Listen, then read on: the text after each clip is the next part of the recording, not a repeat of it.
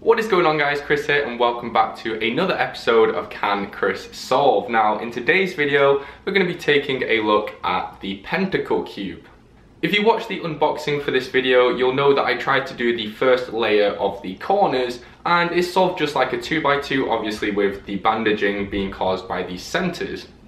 I've re-scrambled the puzzle, so we are back to the beginning, but I'm going to be trying to solve the whole puzzle this time. I'm going to solve it like a 2x2 and then do my centers on top of that. I forgot what I was going to say. I don't think this will be too difficult to solve because it is just a 2x2 and then basically a Gigaminx on the inside, so I don't know, we'll give it a go. Let's see how we can solve this guy.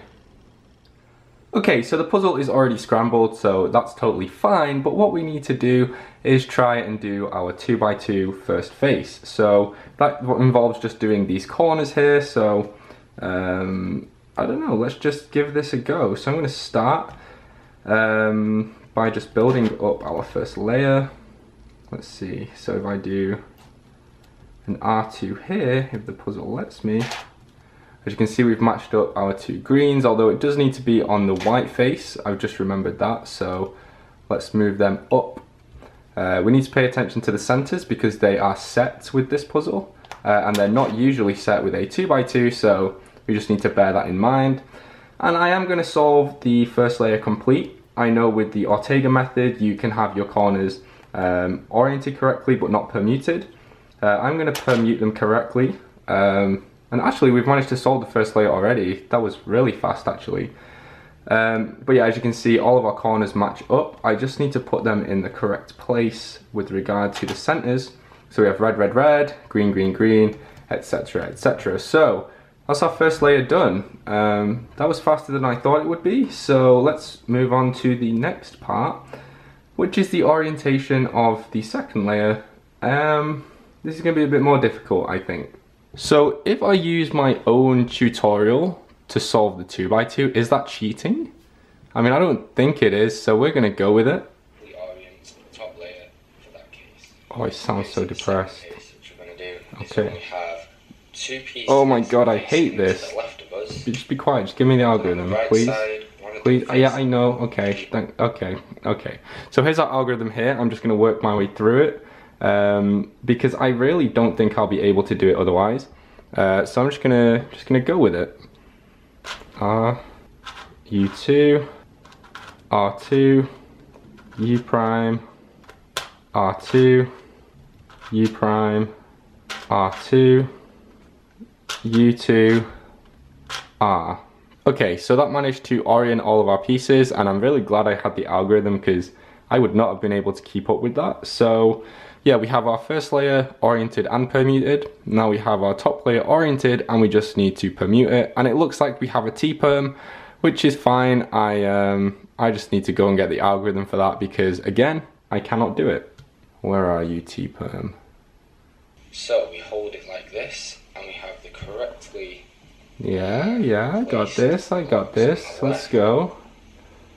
Just give me the algorithm, you sad, sad child. I am so sorry for anyone, for the 405,000 people that have watched this video. I am so sorry. I sound so upset, but I'm actually totally fine, so... R, U2, R prime, U prime, R, U2, R prime, F, R prime, F prime, R. Okay, it looks like we have our corners solved. That's awesome. That took longer than it needed to, really. I've been going for quite a long time just to do those two algorithms, but thanks to sad old me, we're done. Let's continue. Okay, so now that we're back to happy present Chris, let's get on with our centers, and I think what I'm going to do with this is kind of like the Yao method centers, whereby I have one slice active and I'm just going to kind of build my pieces around that. So I guess let's start with white because that's just the best thing to do. And what I want to make sure is that every move I make can kind of be reversed and go back so that our corners stay the same. My main concern right now is that I might mess up the corners we'd already made, so I'm going to bear that in mind. So I guess the first thing I do is like I move like that, So we've made this kind of first slice, and when I move back I can slot this guy in. We have this back here, so I'm gonna throw this guy back, do the same thing really. It's just a matter of displacement, I think. My only concern obviously is because I'm using the 1-gen slice, these pieces are not really involved, so I need to kind of pop them into the right place. So let's just do that really quickly. So 1, 2, okay, our corners are all fine. And I guess we can go back to our normal slices now and build our centers. Okay, and then finally we want to build our last whites. So just like that. And then we're gonna pop it in here and displace it like so. There you go, our first face is complete. That's awesome. So I guess the next step would be to do the yellow. So let's go ahead and do that. And this should be exactly the same really, as long as I don't mess up anything I've already made. So pop these guys up here. We can pop this guy here. Yeah, this is pretty straightforward actually. I think it's just a little bit time consuming moving all of the centers around. So you go up there like that. And now we just need one more kind of block of 3 so we can build that. Okay.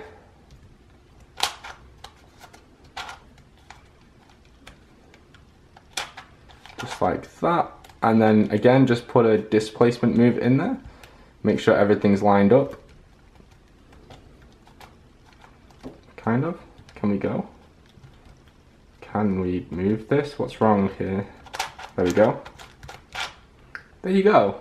2 centers of 6 done. And I feel like it's going to be easier now because we now don't need to worry about additional slices. We can just do Yao as if it was normal. So let's go ahead and do that.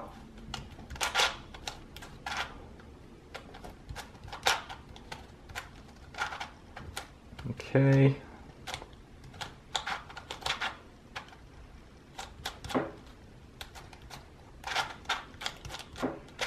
So there's red done already. So let's do our blue now. So let's take you out and put you in there. Let's do a bit of matching up here.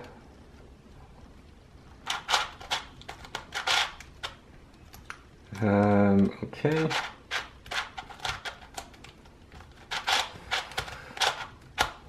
Alright, and now what we need to do is kind of build our final triplet of blues, and then we're good to go. I'm slightly concerned about these final commutators though. I'm not sure how this is going to work, but okay. So we're down to our last 2 centers. This is good.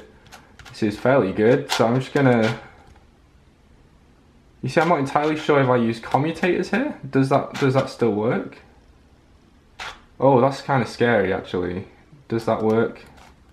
Because what I'd have to do is slice down, rotate, slice the next layer down, rotate back, and obviously because of these centers, that kind of disturbs a lot of things. So maybe that's not the best idea. Maybe I should try and figure out a way to match them up like that. Yeah, that works a lot better actually. Ta-da! We did it. Awesome. That was actually pretty fun.